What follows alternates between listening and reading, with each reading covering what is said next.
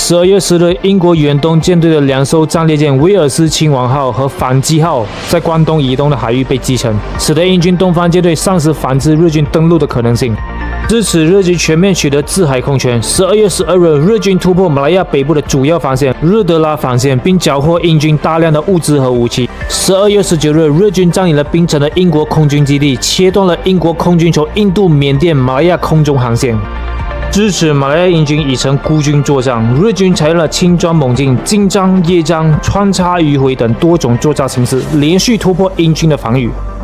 1942年1月11日，吉隆坡失守，英军眼见守马来西亚已无望，于是英军一路往南向新加坡方向退守。驻守马来亚的英军虽然人数众多，但大多数是印度、澳大利亚和马来西亚的本土兵，没有多少实战经验。这样的军队没法和日军从中国战场派遣过来的久经沙场的军队对抗。英军曾在马来西亚最南端柔佛州